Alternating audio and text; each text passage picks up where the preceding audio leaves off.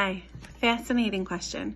We're in this time period now of the Omer where we're counting up towards getting the Torah. But it's also a period of mourning. Why? Because of Rabbi Akiva's 24,000 students died during this time period. And there's just so much we could ask here. But why do we learn that this happened? This incredible, terrible plague happened to Jewish people?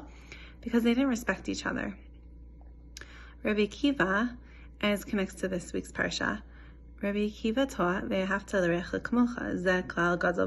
to love your neighbor as yourself.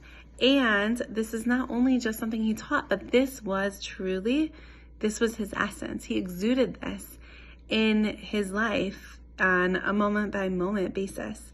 So how is it possible that his students, the student of this man who exuded the quality of love for each other, could not respect each other enough, so much so that there had to be a plague and they had to die? Like, what is going on here? How can that be?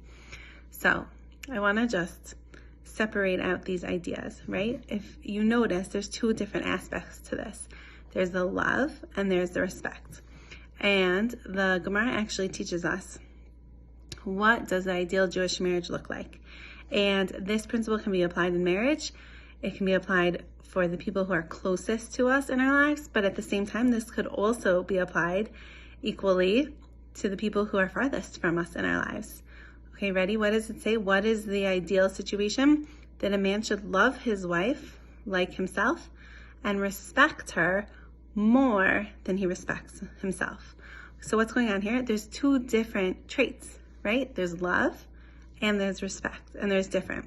So what is each of them and why are they so important? Okay, we're going to get to the bottom of this very quickly.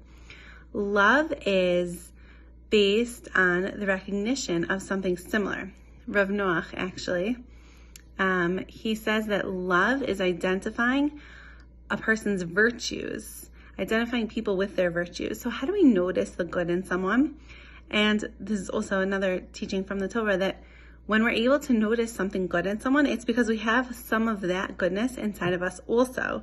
So therefore, we're now able to recognize it in someone else because it's familiar to us, whether it's a subconscious level or it's conscious. It's a part of who we are, and we recognize that trait, and then we see it in someone else, and it's like, wow, we're similar. And if you think of it from like the perspective of a child, oh, we're wearing the same color. We have the same favorite color.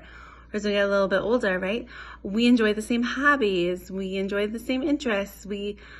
And by recognizing those similarities between you and another person, go deeper. We have the same values, right? And that builds a meaningful, loving relationship. That's love. It's identifying something similar. What is respect, though? Respect is based on the dignity of difference. Okay, maybe this person has a different style, has different values, have different ways of doing things than I do, right? How common is that? Whether it's, like I said, with the people who are closest to, who we see the most in our lives, maybe they have a different way of emptying the dishwasher. Actually, my husband and I were just in a furniture store, and I pointed out to him there was this piece that caught my eye, and this style always does, so I just decided to show him. It was like this navy velvet. This happened to me in ottoman, this particular piece with like gold legs on it. And I'm like, I don't know why, but I just love this style. I'm so drawn to it. He looks at it and he looks at me, he says, we are so different, but that's okay.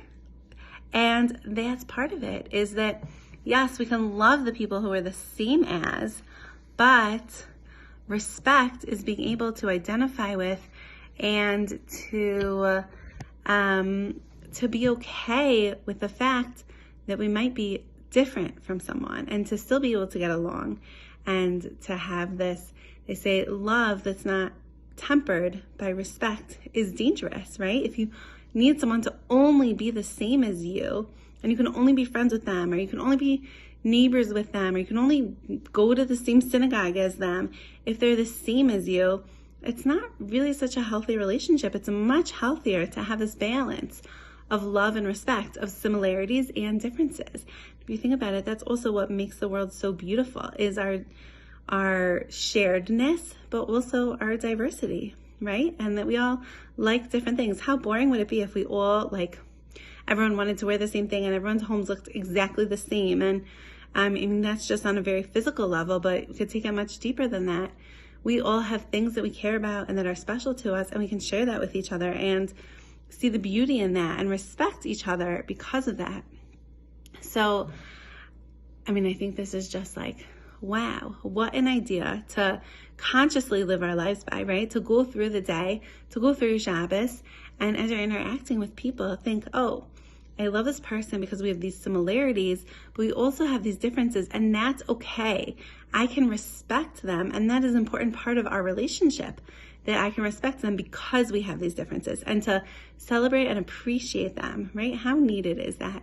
And I mean, we could just go on and on about this, about the importance of the unity. And in this week's Parsha, it tells us that you shall be holy, or some say you will be holy. That's a promise that we will be holy. But why? What does it all come down to is that God tells this to the Jewish people when we're all gathered together, when we have that unity.